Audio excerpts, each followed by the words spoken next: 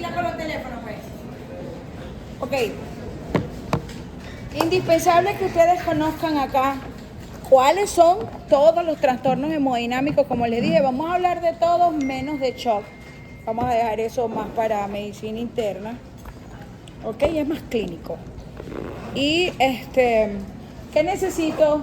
Que ustedes conozcan cuáles son los trastornos hemodinámicos, que sepan por qué se producen esos trastornos hemodinámicos, que vean cuál es la fisiopatología para que cada uno de ellos se vea cuáles son las características macroscópicas y microscópicas de cada uno de ellos y cómo repercute en cada órgano y qué patología puede producir. Pásenme lo siguiente, se ve bellísima esa diapo, ¿verdad? Entonces, lo que les estaba comentando, vamos a comenzar entonces uno por uno. Creo que no está en PowerPoint. Creo que se es en PDF. Siempre. Pásame la siguiente. Esos son los trastornos que vamos a hablar ahorita: edema, hiperemia, congestión, hemorragia, trombosis, embolia, infarto y shock. Les voy a decir ahorita, y no tengo ningún inconveniente en prestarles estas diapos, porque se confunden mucho y se van a confundir mucho ahorita porque no lo manejan, porque no están acostumbrados a que les estén hablando de características macro y micro y de tipos de infarto, y se pueden confundir mucho con los trombos pálidos, los hemorrágicos, los infartos blancos, los infartos rojos, ¿ok? Pero yo les presto, creo que tu corazón tiene las llaves. No se pasaron. Yo se las paso, ustedes mismos se pasan esa vaina ahorita y que a mí me pueden grabar, porque yo digo grosería. No importa, eso nadie lo... Y yo se las presto para que hagan cuadritos, corazón, hagan cuadritos. Las preguntas de este tema, yo siempre voy al grano. No me pongo a inventar con este tipo con el primer parcial. Yo los trato con cariño el primer parcial, les doy duro con el segundo. Vamos a comenzar con edema. ¿Y qué es edema? Acumulación de líquido en cualquier espacio, ¿ok? En cualquier espacio intersticial. Eso ustedes sí lo están acostumbrados, ya pasaron por semiología, vieron pacientes con insuficiencia cardíaca, con edema, en qué casos se presentan, ¿ok? ¿Qué me interesa? ¿Qué es líquido y en qué cavidad? En cualquier cavidad se puede acumular líquido y eso es un edema. Y cuando tenemos líquido acumulado en todo el cuerpo, ustedes saben que eso se llama anasal. No quiero que ustedes son unos huevos. Ahora bien, que conozcan, de esto me interesa, que lo sepan definir con sus propias palabras, no me importa, yo no soy de las caletreras, ¿ok? Y que sepan por qué se produce el edema, cómo lo vemos macroscópicamente y cómo lo vemos microscópicamente en cada uno de los órganos. ¿Estás escuchando música? No. ¿Cómo veo que estás? ¿Por qué se produce un edema? Recuerden el capilar, ¿sí? ¿Ok? Ustedes saben que tiene un extremo venular y que tiene un extremo arterial.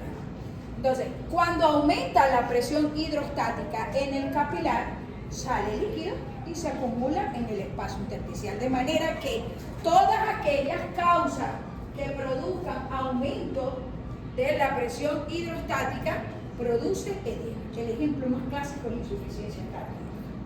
Todas aquellas patologías que produzcan disminución de la presión coloidosmótica del plasma hacen que el líquido salga del extremo y se acumule en el espacio intersticial.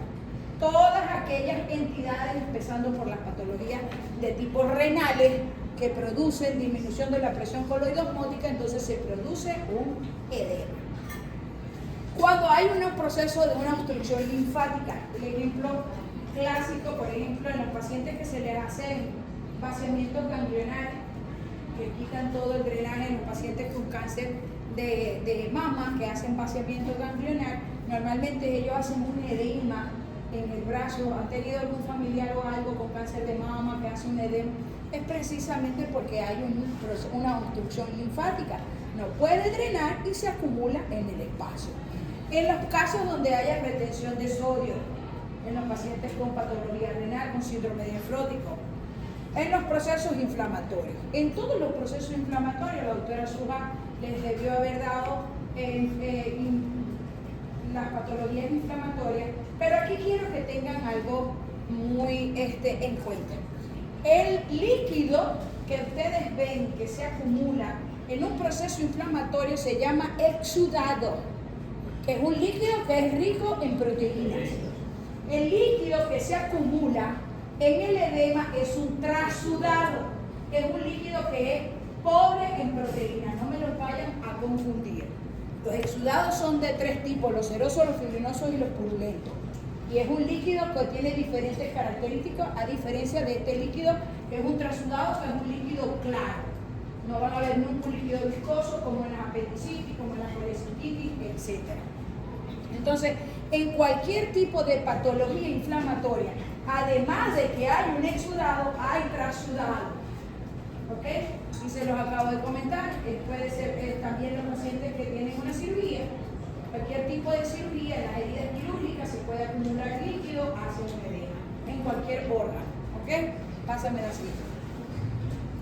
Simplemente para que vean los sitios donde puede haber edema generalizado, edemas cardíacos en pacientes que han recibido, que se les ha practicado una cirugía cardíaca por cualquier patología, puede hacer un edema. El edema hepático, que se observa mucho también en los pacientes con insuficiencia cardíaca, en pacientes que tienen cirugía hepática, en pacientes con cáncer hepático. ¿Ok? El edema renal, que es el más típico en síndrome nefrótico, en glomerulonefritis, y los pacientes con desnutrición. Los pacientes con desnutrición que tienen pocas proteínas, son pacientes que no se alimentan, también tienen ese tipo de edema, y generalmente el de ellos es tipo anaxarca, ellos hacen un edema generalizado. En los casos localizados, por ejemplo, en la trombosis venosa. La trombosis venosa más frecuente que la de la región poplitea, es uno de los casos más frecuentes. ¿Cómo se dan cuenta que un paciente tiene una trombosis venosa? Tiene dolor y edema. Dolor, edema y un proceso inflamatorio. Esos pacientes hacen un edema y ese edema es simplemente en el sitio donde está el trombo. ¿Okay? Ahorita vamos a hablar un poquito de trombo. Alérgico. Cuando yo les di la clase en la clase creo que les mostré unas fotografías en las clases de lesión, muerte celular y necrosis.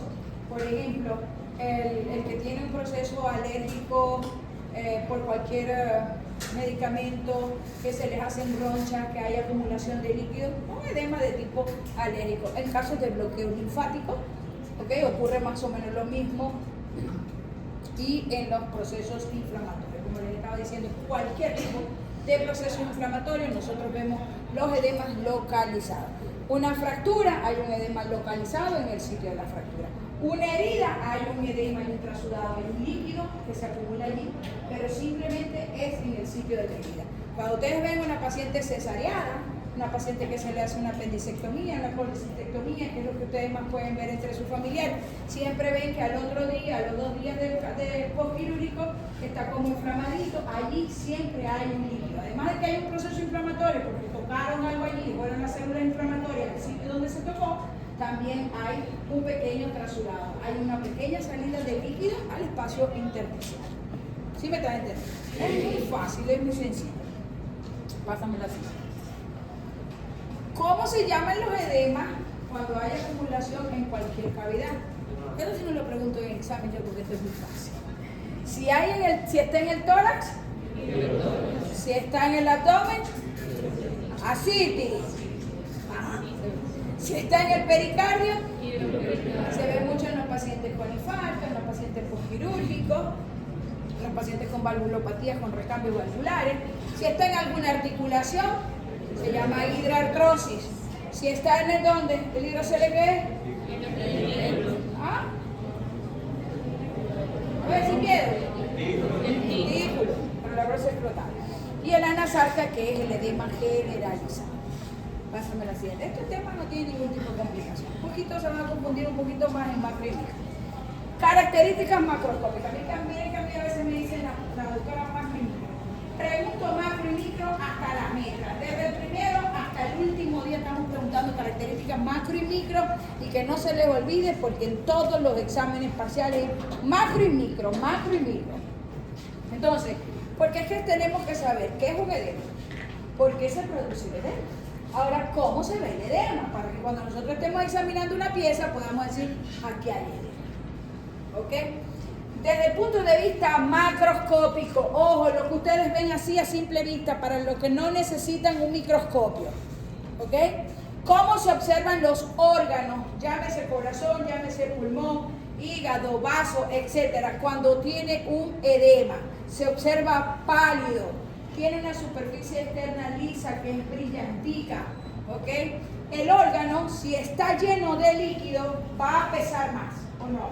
Y va a estar más aumentado de tamaño.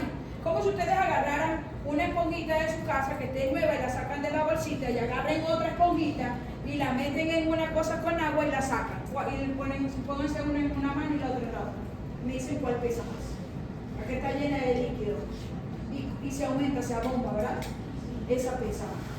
Entonces es muy fácil. Todos los órganos que estén edematizados pesan más y tienen un mayor tamaño. Desde el punto de vista microscópico, si hay un líquido dentro del espacio, ¿está el citoplasma? Claro. ¿Ok? ¿Qué pasa con los elementos de la matriz? Se separan. Porque hay como hay una piscina. A mí me gusta traerles muchos ejemplos así para que se ubiquen y después se van al órgano. Como si ustedes agarraran una piscina y tienen poca agua y tienen 10 pelotas de esas de piscina. Y después échenle un montón, se ve más juntas. Después échenle un montón de agua, la ponen a explotar, ellos se separan. Pasa lo mismo con los equipos corporales de la matriz. Se separan. ¿Entendido? Pásame a la siguiente. Allí tienen ejemplos. Fíjense, por ejemplo, eso es un paciente, aquel paciente de aquella fotografía es un paciente que tiene una trombosis venosa, ¿okay? Que tiene aumento de tamaño y tiene, eso es doloroso y cuando ustedes lo palpan está blandito, está acuoso, allí hay líquido. Por ejemplo, un edema escrotal que puede ser por una picadura, como puede ser también por traumatismo, sucede mucho en los niñitos. Se punzan, cierre. A mí me tocó una vez ver un nené en la playa de 3 añitos que me dice, mira cómo tiene el pipicito y tiene las bolitas, porque a la mamá le dicen las bolitas, no le dicen testículos. Y cuando yo veo, ustedes recuerdan esos trajes de baño que se usaban mucho, que tienen como una mallita abajo. La mallita le tenían pellizcado un pedacito del escroto. Y no teníamos en plena playa, nadie cargaba una tijera, nadie cargaba una pinza. Con un zarcillo que me quité, pude liberarlos para que bajara edema. Eso es un proceso. Ahí que hubo un traumatismo. El traumatismo llamó al proceso inflamatorio. Y en el proceso inflamatorio arrastró un transudado, un edema. Edema periorbitario. Sucede mucho con las pestañas postizas. Cuando las utilizan, las pestañas que se ponen, ¿cómo se dice? Por punto, producen también un edema. Y periorbitario por cualquier patología, por picaduras de insectos, etc. En los casos de sepsis, pacientes que tienen procesos inflamatorios de tipo infeccioso, bacteriano, también hay edema. Vesículas por quemaduras, por procesos alérgicos, por procesos infecciosos, por cualquier tipo en enfermedades, por ejemplo, como la varicela, que se forman primero unas vesículas, también hay edema. Y en los casos alérgicos, como les dije, cuando tienen una picadura, cuando se toman un medicamento que le produce alergia, siempre, no solamente ese enrojecimiento que ustedes vieron allí, siempre va acompañado de aumento de volumen y se ve más brillantico, ¿ok? Eso es edema. Aquí, por ejemplo, tienen en pulmón, caso muy específico, a mí esa fotografía me encanta y la van a ver cuando les dé patología cardíaca, que por cierto me toca a mí la próxima semana. Eso se da en 2 clases. A ver, ¿quién sabe qué es eso? Ay no, qué chido. Pulmón, obvio. Ok, fíjense en los alvéolos que están en aquella fotografía. Estos son características. ¿Esta qué característica? Macroscópica. ¿Y esa es? Microscópica. Muy bien. Entonces fíjense macroscópicamente. ¿Eso se ve brillantico o no se ve brillantico? Sí. Porque está líquido allí afuera, ¿ok? Porque está líquido, está empapado en líquido. En los pacientes con insuficiencia cardíaca que hacen edema agudo del pulmón y es una de las causas de muerte de estos pacientes, cuando nosotros hacemos así autopsias de adultos que tenían una insuficiencia cardíaca congestiva, fallecían por el edema agudo, esos pulmones pesaban como no tienen ustedes una idea. Y uno los agarraba y el líquido decaía y uno los trataba de exprimir. ¿Por qué? Porque los alvéolos que forman ¿qué parte del pulmón? son los alvéolos en el pulmón. Es la unidad funcional. Es la unidad funcional.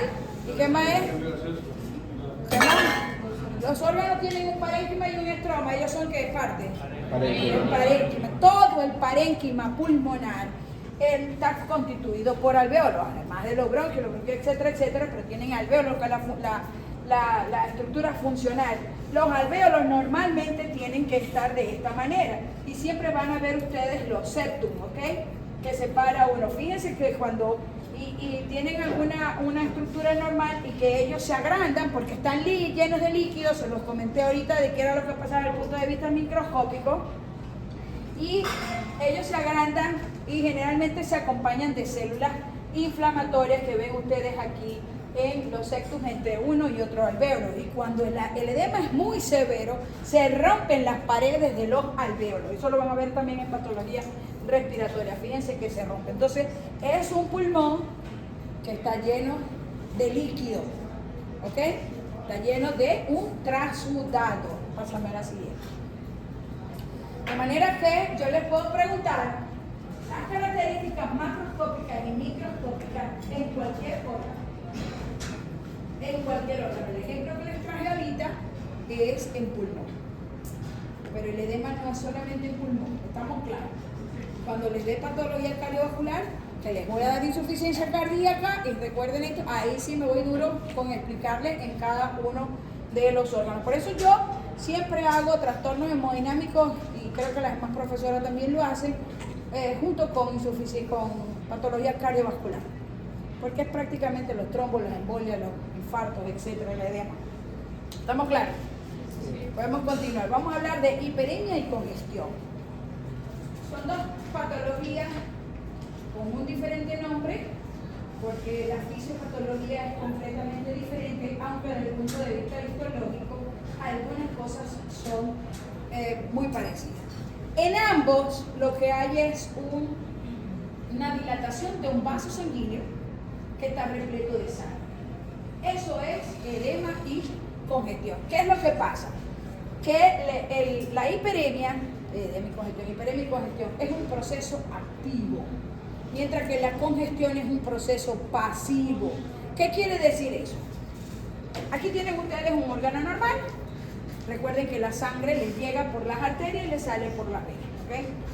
Vamos a ver cuál es la diferencia entre la hiperemia y la congestión.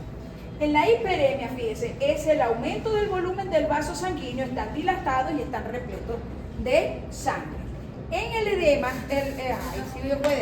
en la hiperemia es un proceso activo porque todo lo que haga que aumente el flujo sanguíneo acá hace que la sangre se acumule en el órgano. Eso es un proceso activo.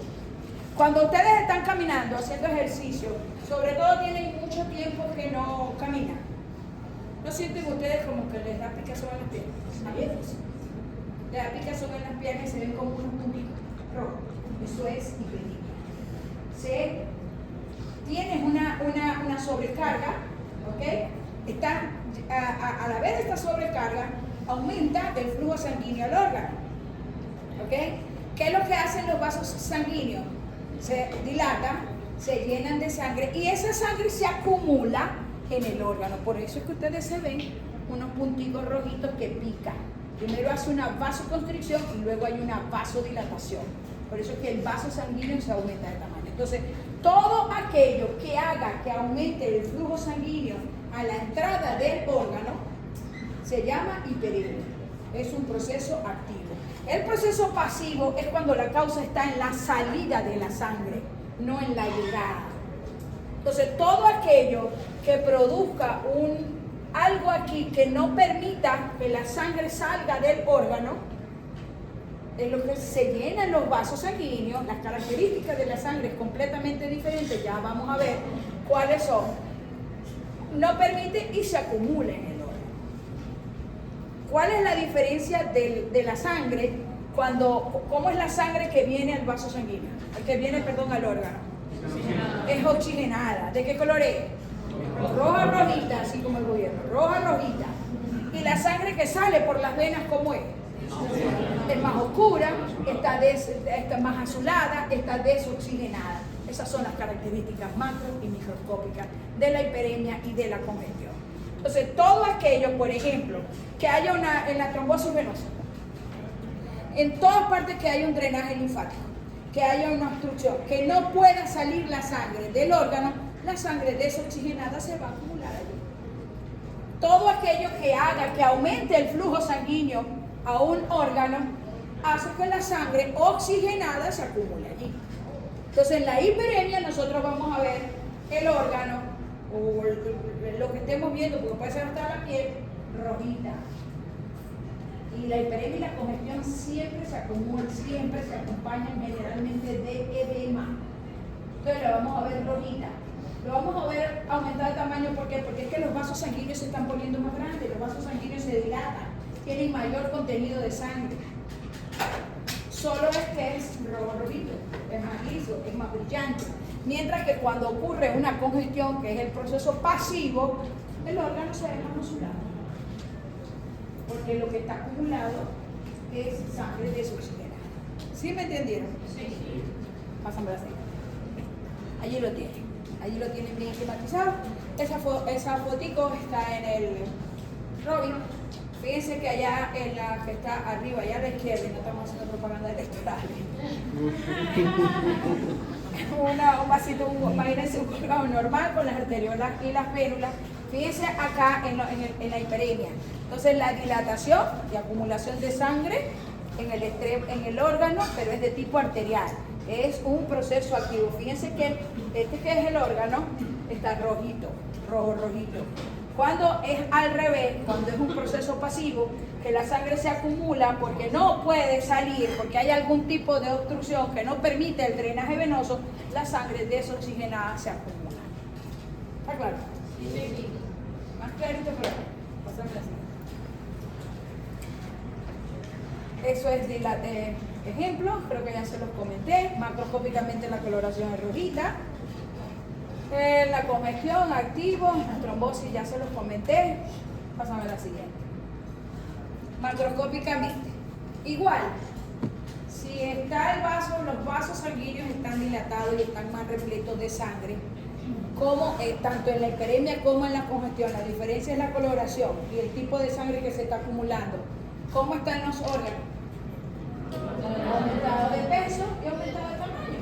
Es un líquido también que se está acumulando, pero que no, en este caso no estamos hablando de edema, aunque ellos siempre acompañan de edema en la mayoría, miren, en la colecistitis, en la apendicitis, en todas estas patologías inflamatorias hay edema. ¿Ok? Y hay hiperemia y congestión. Entonces, desde el punto de vista macroscópico, ¿cómo se observan los trayectos vasculares? Dilatación. Y depende del color, decimos esto es hiperemia o esto es congestión. Y la coloración depende si es activo o es pasivo, si es hiperemia o es congestión. Los capilares están dilatados, están repletos de sangre. Pásame la siguiente. Allí tienen, por ejemplo, casi distinguen aquello. Es aquello. Pulmón. ¿Se dan cuenta de la coloración que es diferente? ¿Ok? Hay una coloración más pálida aquí, una coloración más oscura aquí, probablemente este sea un caso relacionado con una hemorragia, hay edema y hay hiperemia o congestión. ¿Cómo sé yo si es hiperemia o congestión? Cuando vea microscópicamente, pero macroscópicamente también se puede ver. Entonces allí está rojito, ¿ok? Ahora, fíjense desde el punto de vista histológico en cualquier órgano. ¿Cómo vamos a ver todos los vasos sanguíneos dilatados? Estos son vasos sanguíneos, todos estos vasos sanguíneos. Recuerden que los vasos sanguíneos, ¿cómo sabemos que es un vaso sanguíneo? Una arteria o una vena por las capas. Recuerden que ellos tienen un epitelio plano simple, que es el ¿qué? El endotelio, y están repletos de sangre. En todas estas patologías, en la colecistitis, en los ovarios, etcétera, casi siempre por cualquier patología que lo extraiga, incluso tumorales, vamos a ver hiperemia y congestión vascular. Pásame la siguiente. Fíjense macroscópicamente lo que les estaba comentando a ustedes, se ven los trayectos vasculares. Esto es un encéfalo, un cerebro, ¿sí lo distingue? Sí. Ok. Esto es por un accidente cerebrovascular y miren cómo están todos los trayectos vasculares, muy acentuados, se ven grandes. y está acompañado además de tema. Ve que tiene una superficie lisa, brillante, pálida en algunas áreas. Pásame la brillante. ¿Eso qué? Ah, no, es que está, yo tengo que quitar esto. Eso es una cerosa. Una cerosa. Recuerden ustedes que la cerosa es una membrana, ¿ok? Que tienen los órganos. Y toda la cerosa, todos los órganos que tienen una cerosa. Entonces, estos son vasos sanguíneos. Mírenlos cómo están dilatados y están repletos de sangre. En este caso, eso es que hiperemia o congestión. A ver si no lo dice por ahí.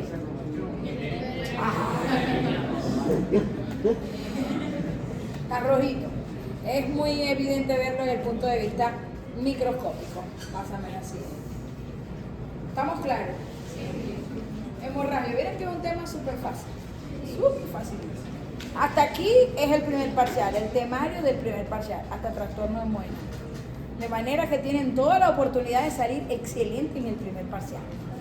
Y además que las preguntas van al grano. No inventamos con casitos clínicos y con chip y nada. En el segundo sí, a mí me vuela la mente. Vamos con las hemorragias. Sí, porque yo lo pongo a mover las neuronas. Vamos con las hemorragias. Todos ustedes saben qué es la hemorragia. Es la extravasación de sangre de un órgano hacia afuera, de un espacio hacia afuera. Eso es una hemorragia, ¿ok? Lo pueden decir como ustedes quieran. Pueden ser internas, pueden ser externas, depende si me cortan la pierna. Que haya una lesión de piel, por ejemplo, en los órganos intraabdominales, en los pacientes con politraumatismo, la hemorragia digestiva, por ruptura de varices esofágicas, hemorragias en cualquier parte del testículo, en cualquier parte. En ovario, cualquier órgano puede haber una hemorragia. Las causas de una hemorragia, o porque tiene un problema directo en los vasos sanguíneos, por cualquier tipo de enfermedad. Por ejemplo, en los pacientes con lesiones neoplásicas, llámese benigna o maligna, que hay alteración de los vasos sanguíneos, puede haber una hemorragia, ¿ok? Por cualquier angiopatía. Porque tengan trastorno. ¿Trastorno de qué tipo? Hematológico, porque hay algún trastorno, en cualquier trastorno, cualquier coagulopatía, en cualquier patología, por ejemplo, en los pacientes que tienen mielomas múltiples, generalmente ellos hacen coagulopatía. En cualquier patología que haya coagulopatía o cualquier patología de donde haya alguna alteración de todo lo que es la vía de la cascada de la coagulación. Puede ser mixta, que tengan varias. En los casos de traumatismo es lo más frecuente, ¿ok? En todas las heridas podemos ver tanto superficiales como profundas, podemos ver una hemorragia. Las hemorragias también las vemos a través de los orificios naturales, como las fosas nasales. ¿Cómo se llama cuando es por fosas nasales? Muy bien. Cuando es por oído, es por oído. ¿Está por ahí? Ah, sí, pícaro. Por la boca. ¿Cuál es la diferencia entre la hemotisis y la hematemisis? La hemotisis se refiere a retener sangre que venga del aparato respiratorio, mientras que la hematemesis es vomitar sangre que venga del aparato digestivo. Muy bien, muy bien. Y cuando el sangrado es por el ano, está buenísima la conversación tuya ya con el teléfono. Cuando es por el ano, que se llama proctorragia, y melena, ¿cuál es la diferencia? La proctorragia es el sangrado que se produce por ruptura de los vasos sanguíneos dentro de lo que es la parte del ano. La melena, por otro lado, hace referencia a una hemorragia que viene del tracto digestivo superior, que se oxida y sale por evacuación. Esa es la diferencia. Cuando viene por la uretra, se llama hematuria y las causas pueden ser por algún traumatismo o por algún tumor. Por ejemplo, es menor en los casos de los traumatismos y en los casos de los traumatismos generalmente ocurre cuando hay calculito. Cuando es un calculito, una litiasis que está allí, que erosiona, lesiona un poquito la mucosa y sale sangre. Cuando la hematuria es de causa renal arriba o por cáncer, eso sí es mucho más abundante. Y las hematurias se clasifican en leve, moderada y severa. Eso sí, no, realmente no me importa ahorita, no entré en el temario, lo que me interesa es que sepan más que todo los nombres. Y ginecorragia, cuando viene del área ginecológica, ustedes están viendo ahorita ginecología. Bueno, cuando ustedes vean ustedes dirán ginecorragia, yo nunca la escuchaba así. Siempre se escucha metrorragia y menorragia, menorragia, pero eso no vamos a entrar en esos términos. Cuando ya vean ginecología se lo van a explicar. Pero todo aquel sangrado que venga del tracto ginecológico se llama ginecorragia, menos que sea el periodo menstrual, porque eso tiene su nombre que se llama ya sencillamente menstruación. Cuando estamos hablando, por ejemplo, de las hemorragias internas, cuando están por debajo siempre de una cápsula. Aquí les coloco un caso de los más frecuentes en los casos de las hemorragias digestivas. O sea, son órganos huecos que se llenan de sangre. ¿Ok? Porque haya, por ejemplo, que haya una ruptura de varices esofágicas y toda esa sangre cae al estómago.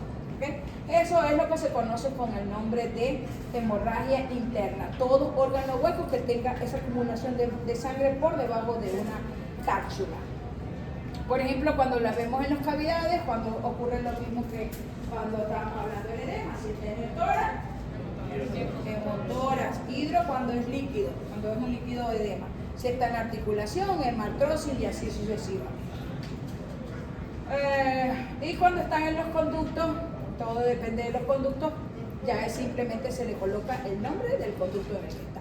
Pásame la siguiente. ¿Cómo vemos una hemorragia?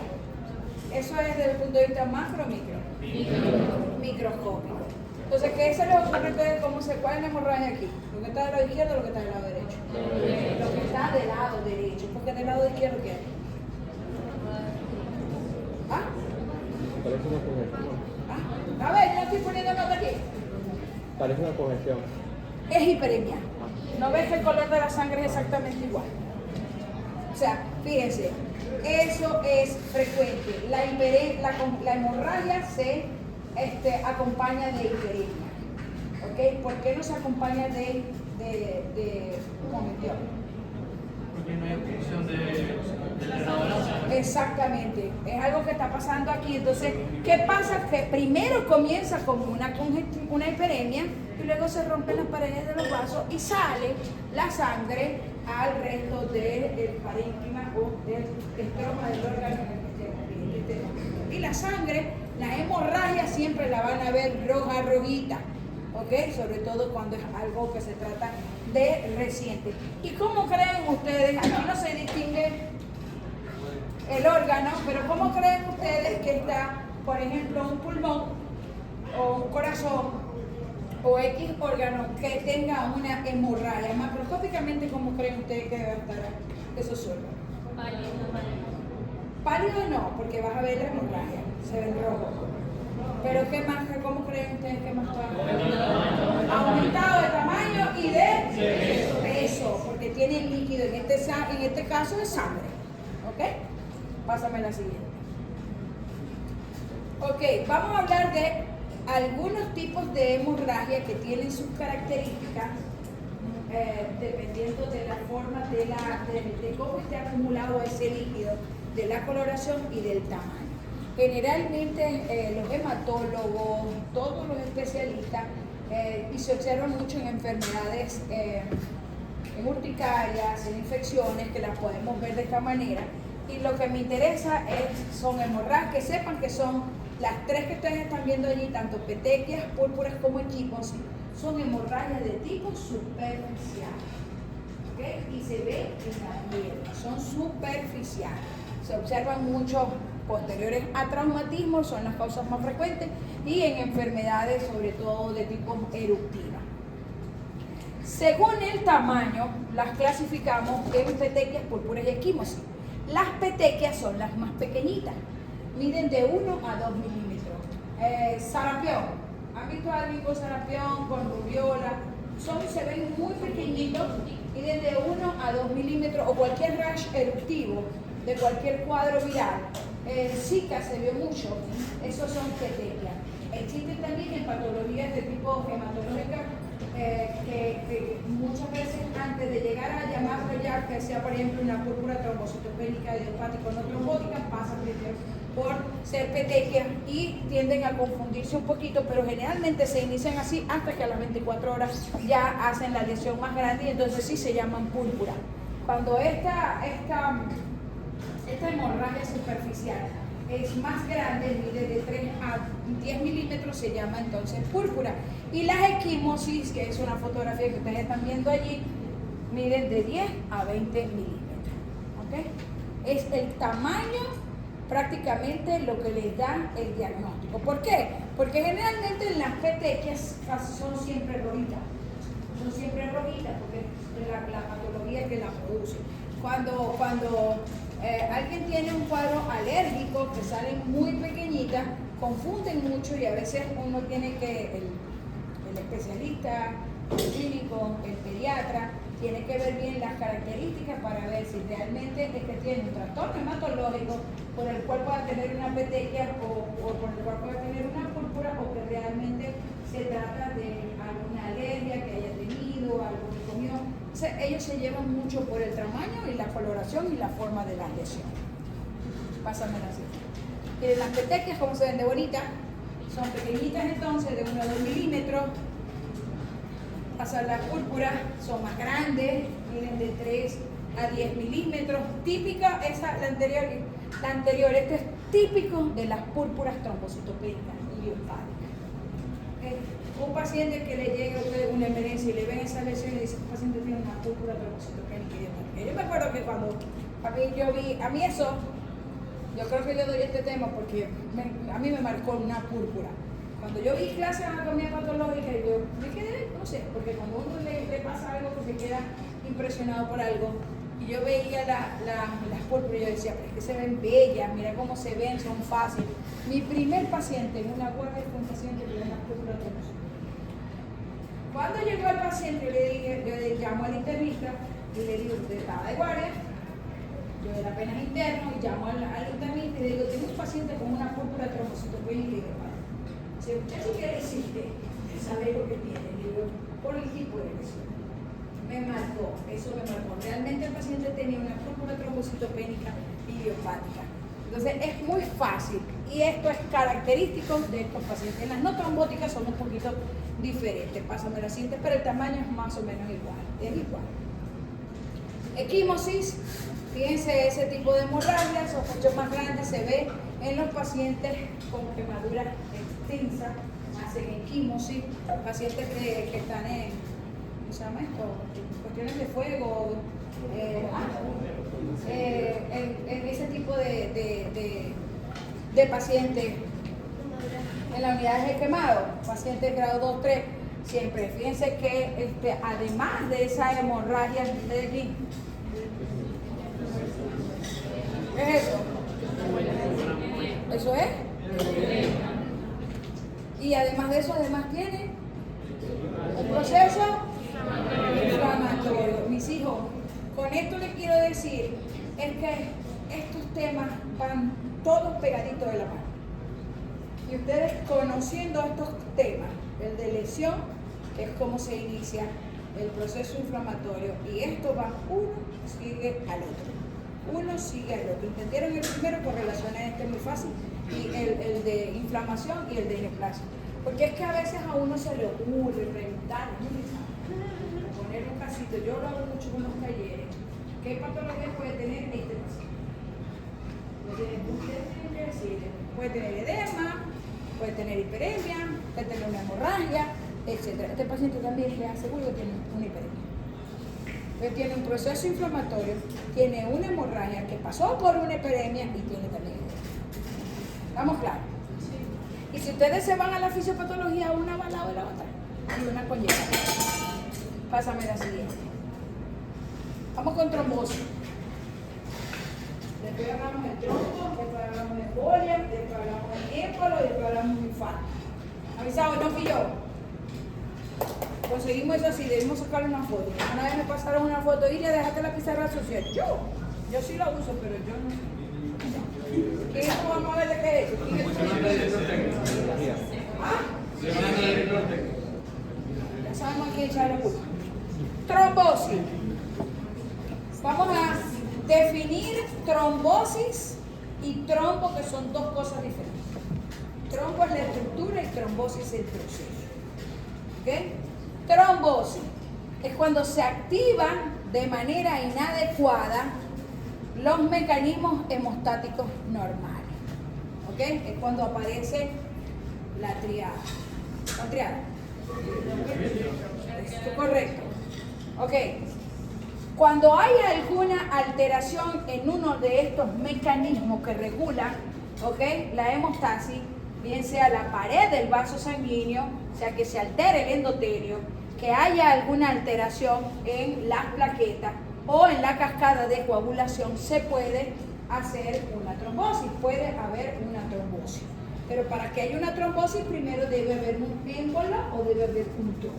Hasta ahorita métanse en la cabeza que trombosis es el mecanismo a través del cual hubo algo inadecuado en ese mecanismo. ¿Ok? ¿Me enredé? ¿No me enredé? Cuando algo sucede irregular en alguno de los mecanismos que tienen que ver con la hemostasis, se puede dar una trombosis. ¿Cuáles son esos mecanismos? El de la cascada de la coagulación, alguna alteración plaquetaria por alguna enfermedad hematológica, ¿ok?, o por algún medicamento cuando hay una alteración en el vaso sanguíneo, o porque tengo un defecto en la pared vascular, el endotelio, puede haber una trombosis. Si hay, por ejemplo, una alteración en el endotelio vascular, ¿cómo está el flujo sanguíneo? Primero, ¿qué le pasa? Hay enlentecimiento, hay alteración del flujo sanguíneo. Bien sea o porque haya un tumor, o porque sea un traumatismo, o porque hay un proceso inflamatorio, puede alterar la pared del vaso sanguíneo. ¿Estamos claros? Entonces, cuando algo ocurre de manera inadecuada en este mecanismo, hay trombosis. ¿Ustedes no tienen que hablar conmigo? Sí. Pásame la siguiente. ¿Está claro? Esto se lo expliqué. Fíjense, trombosis. Una vez que existe un trombo o un émbolo, que haya alguna alteración, primero tiene que haber una estructura de esta, viaja. ¿Ok? La trombosis entonces es el mecanismo por el cual hay alguna alteración en uno de esos tres mecanismos, de la pared del vaso, de las plaquetas, que haya una hipercoagulabilidad o algo por el estilo, y él viaja hacia otro sitio. Lo van a entender más cuando yo les dé trombo, pero eso es trombosis. Por ejemplo, en los pacientes con trombosis venosa profunda. Se llama trombosis venosa profunda porque ellos lo que tienen es un trombo en el vaso, ¿ok? Y luego, si el tratamiento que ellos colocan es precisamente para evitar, porque se está formando un trombo, por algo se está formando un trombo, porque hay alguna alteración de estos mecanismos, y ese trombo se desprende y viaja, eso es trombosis. ¿Estamos claros? Ok. Pásame la siguiente. Cuando se los dé los dos y les dé émbolo, ahí lo van a entender un poquito mejor. Trombo, todo coágulo sanguíneo. Un trombo es un coágulo sanguíneo que se adhiere a la pared del vaso. Se llama trombo, porque si no se adhiere a la pared del vaso, uno dice es un coagulito, es un coágulo. ¿Ok? Funcionaron los mecanismos plaquetarios y se hizo un coágulo y ese desaparece, se disuelve, puede pasar cualquier otra cosa con él. Pero el trombo se adhiere a la pared del vaso. ¿Qué es lo que contiene un trombo? Glóbulos rojos, glóbulos blancos, plaquetas y fibrillas. Eso es lo que contiene un trombo.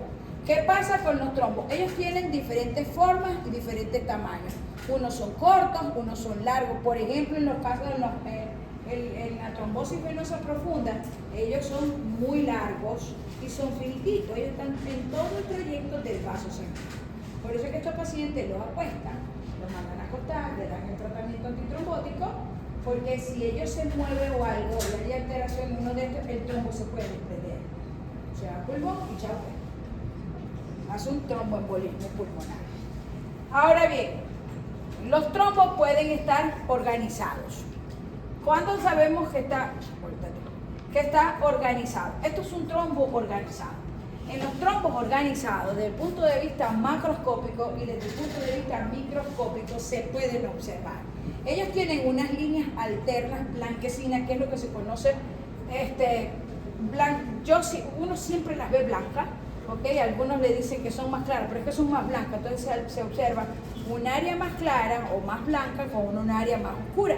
Eso es lo que se conoce con el nombre de líneas de Sands y se ven macroscópicamente. En los casos de trombosis peritoneal, es una causa de muerte, un paciente con una trombosis peritoneal mesentérica,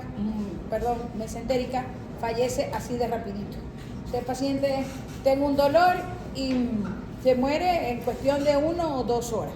Tiene que ser que se salve como un médico de la Paraíso que se salvó porque le estaba operando.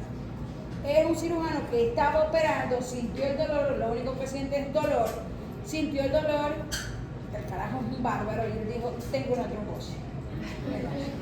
¿Sí? Él dijo, tengo una trombosis mesentérica, comenzó, ya era un paciente hipertenso, un paciente cardiópata y todo lo demás, que ya tenía su antecedente, de una vez, lo operaron de una vez, lo agarraron, lo pusieron en otro pabellón, lo operaron y se salvó. Tuvo días cuidados intensivos, pero se salvó. El doctor se salvó gracias a Dios. Eminente cirujano.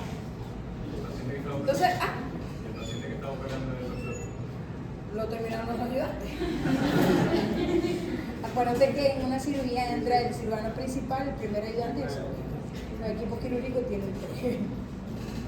Sí, en serio, estaba haciendo una colecistectomía y él hizo una trombosis. Esto es una trombosis mesentérica, ¿ok? Recuerden que está el beso aquí pegado al intestino delgado y hacen la trombosis allí en el vaso y así se observa desde el punto de vista microscópico. Se ve el trombo organizado en el vaso sanguíneo. El ejemplo más clásico que vemos todos los días son en los pacientes con hemorroides trombosadas. Las hemorroides. ¿Ninguno de ustedes tiene hemorroides? No, todos tenemos hemorroides. Todos tenemos vasos sanguíneos allí. Todos tenemos. Pero que se les dilaten, que se les proyecten, que se les trombosen. No, no. Aquí nadie es estreñido, nadie tiene nada. ¿Ah? Te voy a sacar una fotico cuando toda la semana veo yo un paro de trombosis. Le voy a sacar una fotico porque se ve muy bonito desde el punto de vista macroscópico cuando uno corta las hemorroides. Cuando uno corta el paquete hemorroidal, se ve la dilatación, o sea, se ve muy bonito la dilatación y se ve, y uno comienza, yo siempre hago mucho la maldad a los residentes de la traumatología. ¿Cómo se llama un coágulo? A ver si se han estudiado. Y le digo, ¿cómo se usa un coágulo un trombo? Ya ellos saben, agarran la pinza y comienzan a tratar. Si, primero yo le digo, la forma más fácil es abrir la llave y se la pones allí. Si se sale solo con la llave es un coágulo, no es un trombo. Entonces las hemorroides no están trombosadas, están congestivas. Sale, toda esa sangre sale de una vez. Y cuando ves que no sale, agarra ahora sí, agarra la pinza o agarra un estilete y trata de desprenderte y te vas a dar cuenta que está dentro de la pared del vaso. Y macroscópicamente es una forma de saber si realmente es un coágulo o realmente es un trombo. Porque ellos están adheridos a la pared. Pásame así. Los trombos pueden ser trombos blancos y trombos rojos. Los trombos blancos siempre los vamos a ver en las arterias. ¿Ok? Los trombos rojos los vamos a ver en las venas. Todo tipo de arterias, todo tipo de venas. Los trombos blancos tienden a ser oclusivos. Ellos, ¿por qué tienden a ser oclusivos? A ver, lean allí y me dirán.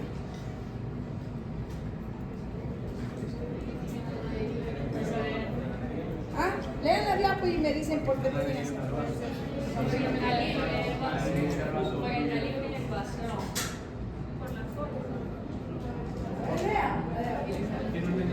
Porque están firmemente adheridos.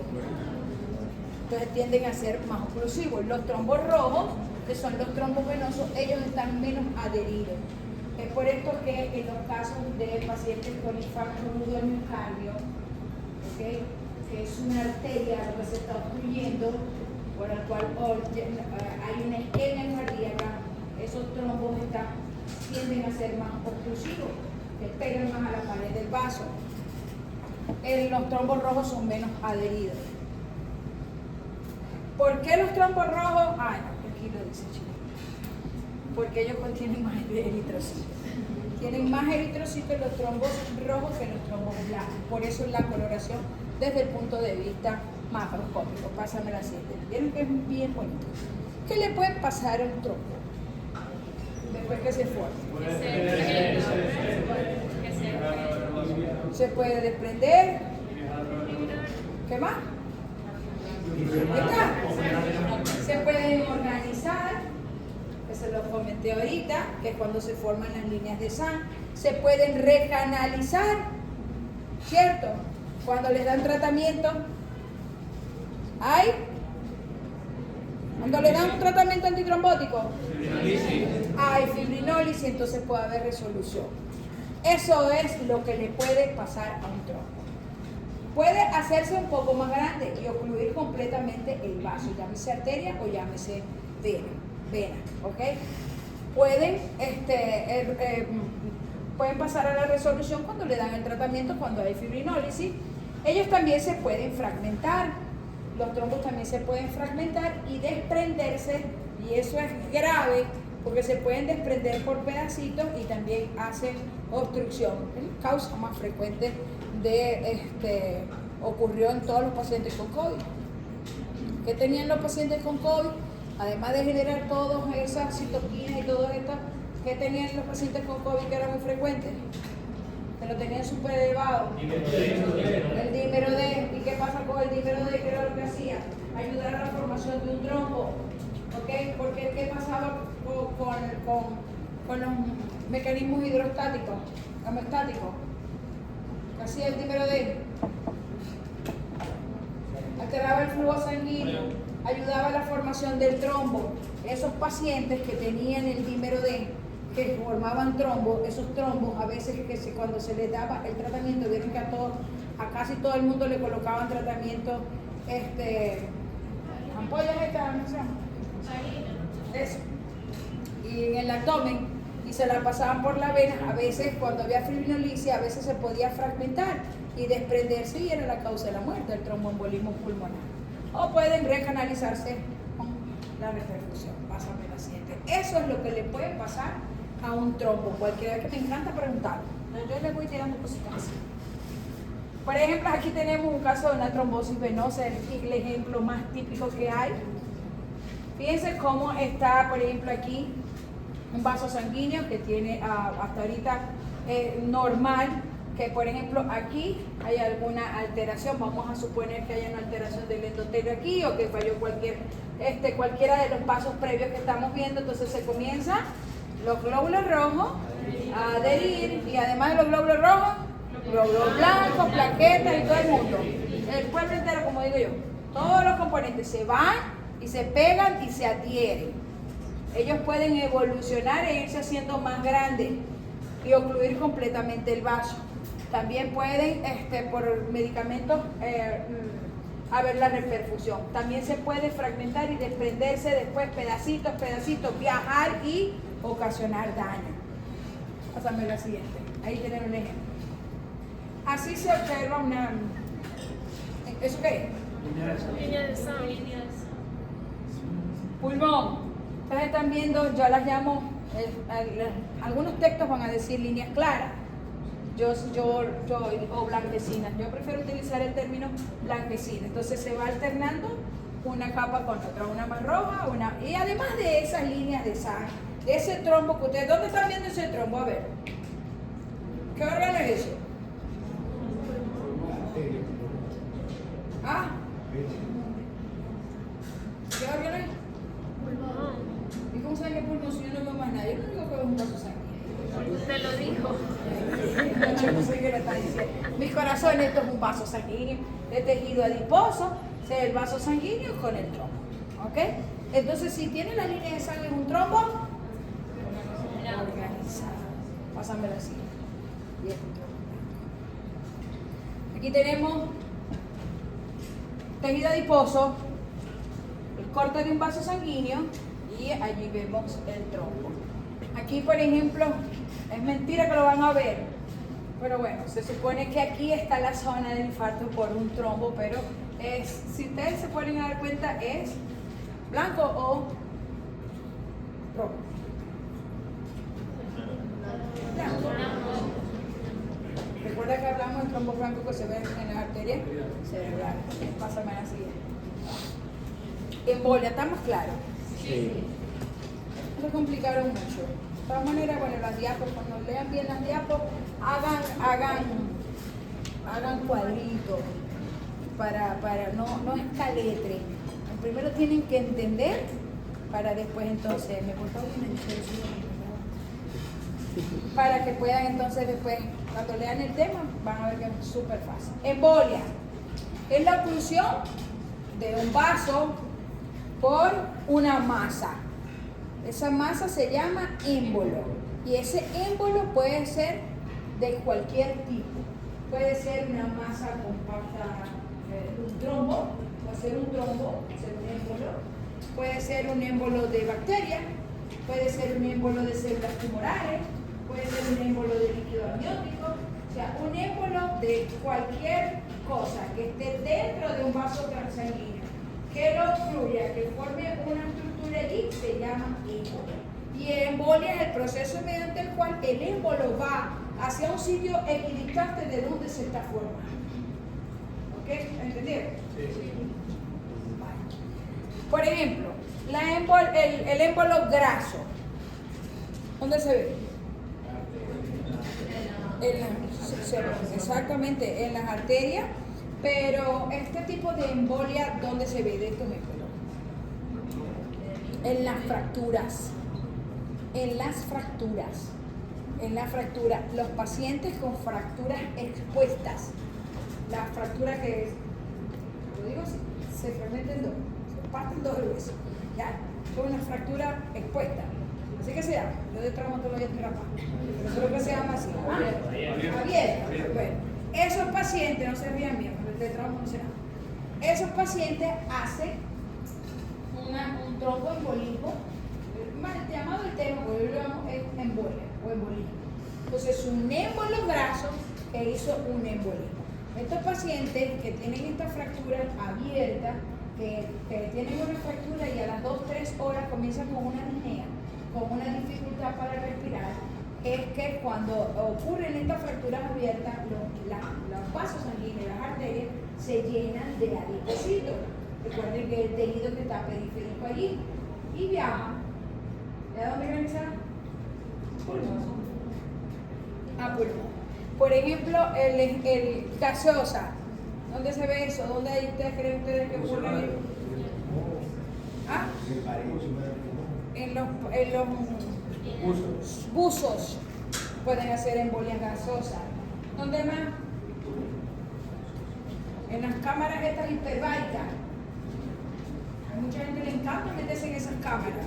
También pueden hacer este tipo de embolia, ¿ok? Por un émbolo gaseoso. Hay una forma, de la forma más estúpida que yo veo que puede suceder. Y yo, por ejemplo, soy bien, pues sí lo sé, necia.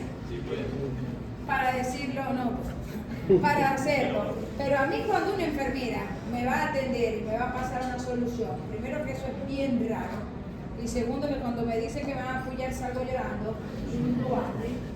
Pero cuando a mí me toca, me pongo a ver a Manguerita, ya va, que ahí tiene aire, ya va, sacar el aire, sacar. ¿Por qué? Como le digo, aquí donde yo quiero ser abogado, vamos a ver lo que me puede pasar si me pasa ese aire. Puedes hacer en los pacientes con las liposucciones. ¿Cuál creen ustedes que era la causa de muerte de la liposucción? Trombosis grasa. Embolia grasa. ¿Qué pasaba en esos pacientes? Que cuando metían esas curetas y empezaban a dar y a dar y a dar, yo les digo curetas, las cánulas, las arterias se abren inmediatamente. Primero hay una vasoconstricción. Esto es un proceso inflamatorio, hay algo que te está lesionando, que en este caso es la cánula. ¿Ok? Hay un proceso inflamatorio inmediato, solo vieron ustedes inflamación. Las arterias primero hacen una vasoconstricción, inmediatamente se dilatan. ¿Y a dónde creen que van esos adipocitos? Al vaso. Y esa era la causa de muerte de los pacientes con liposucción. Lo vi en autopsia y fui perito como de 6 casos de muerte, fui perito para verificar cuál era, y ahí se vean las arterias muy bonitas en pulmón con un émbolo de células. Actualmente eso no sucede frecuentemente, yo creo que en los últimos años no lo he visto, es porque ahora a los pacientes que le hacen liposucción, porque tanto hombres como mujeres se las hacen, le colocan un medicamento para provocar una vasoconstricción en el sitio donde están. Por eso es que no hay ahorita. ¿Qué es lo que le ponen? No sé. Pasé fármaco de casualidad, pues tenía que pasarla para abajo. De eso ni idea. Hay una cosa que yo odiaba más de fármaco, que eran las dosis de los medicamentos. Yo no soy no para el caletre. Caletrearme yo hizo tantos miligramos, Dios no sabe.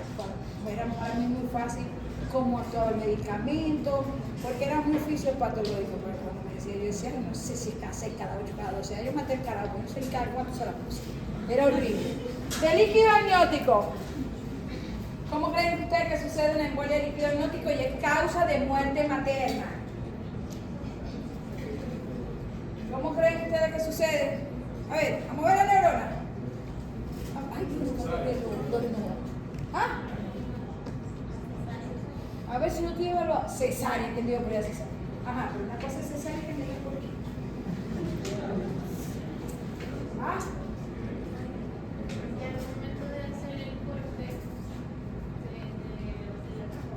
No, la extracción del útero. En el momento de hacer la extracción, cuando se hacen las extracciones muy bruscas, sucede lo mismo que en la embolia gástrica, igual. Se dilata el vaso sanguíneo, por eso es que yo siempre les digo, cuando los ginecólogos dicen, toditos son amigos míos, yo le he hecho a ellos. Claro, toditos son amigos míos porque me envían las muestras a mí. Déjense, no, que yo me tardo 30 minutos en una cesárea. Yo me tardo 50 minutos y ese flojo se tarda 1 hora y media. Yo le dije, ¿a qué se le muere primero? Menos. Una paciente con una embolia de líquido amniótico nunca se le va a morir. A ustedes que se la tiran de guapo y la hacen en 30 y 35 minutos, a ustedes sí se les van a morir pacientes con tromboembolismo, con embolia de líquido. Son durante las cesáreas. Por eso que el órgano, el individuo es muy inteligente y la vida normal es un parto, pero a todo el mundo ahorita lo que quiere es una cesárea, ¿ok? Y a todo el mundo le quieren hacer una cesárea. Yo estoy en contra de la cesárea y yo tengo 3 cesáreas. Estoy en contra de la cesárea. Tengo 3 cesáreas porque la primera era cabezona y no pasaba, no tengo la culpa. Tenía una desproporción fetopélvica y tuve que ir. Y todavía sí tuve 6 horas y dije, sí puedo.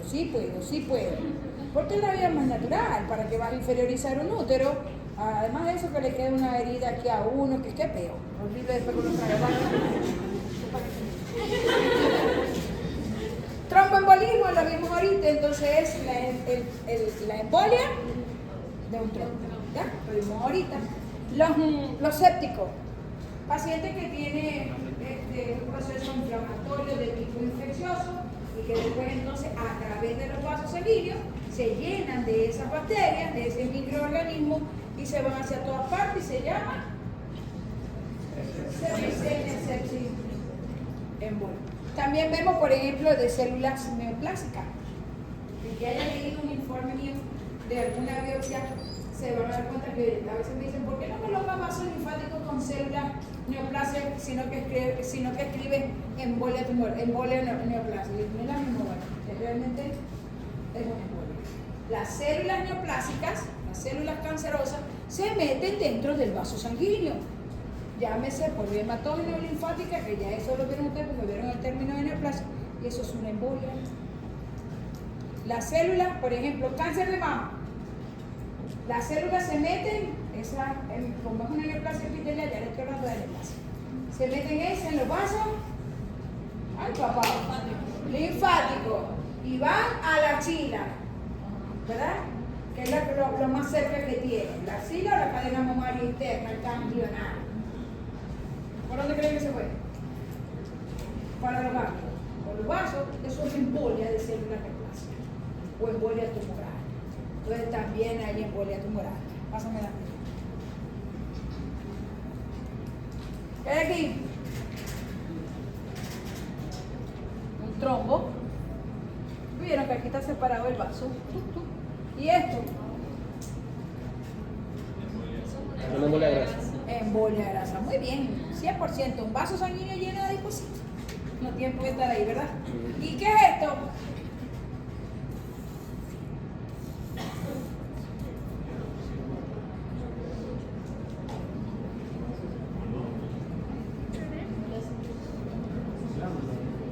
No.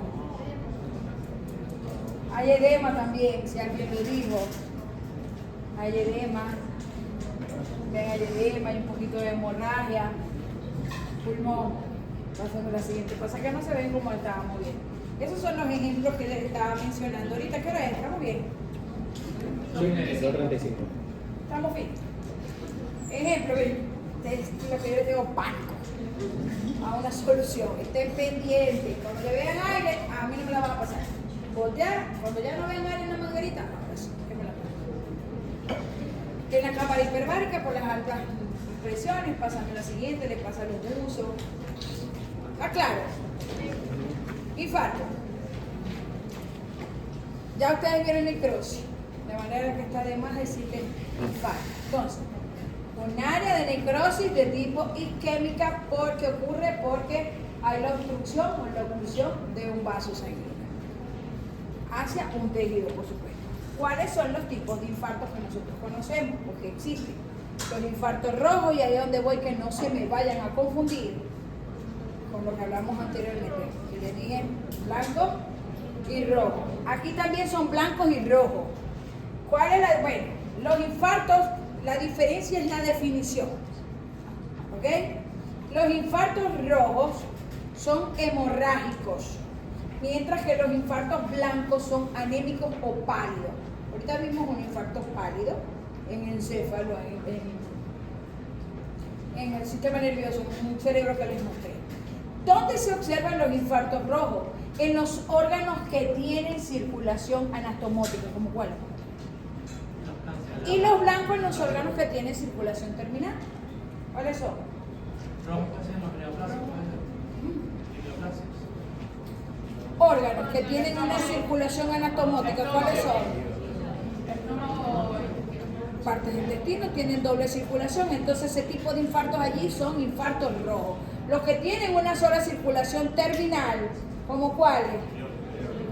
El vaso, el riñón, tienen infartos de tipo pálido. Y también tenemos los infartos que son blandos, que son los de tipo séptico, los que se producen solamente por acúmulos de microorganismos, llámese como se llame. Pásame la siguiente, eso lo van a ver por ahí. Fíjense, infartos pálidos o blandos. ¿Dónde les dije que se daba? En órganos que tienen, como por ejemplo, corazón, vaso, riñón. Fíjense, se están viendo, lo están viendo, blancos o pálidos. El ejemplo típico en corazón, creo que se los mostré cuando hablamos de necrosis coagulativa. Y estos infartos siempre tienen una característica muy importante desde el punto de vista morfológico, y es que son en forma de cuña, que tienen un vértice y una base. Pásame lo siguiente. ¿Y los infartos rojos? ¿Lo están viendo? Sí. ¿Qué es eso? Pulmón. Pásame la siguiente. Infarto rojo también hemorrágico, bueno, aquí hay uno. Miren cómo es completamente diferente la foto anterior con la foto esta. El infarto pálido con el infarto rojo, y en el intestino del lado. Un órgano que tiene una doble circulación. Pásame la siguiente.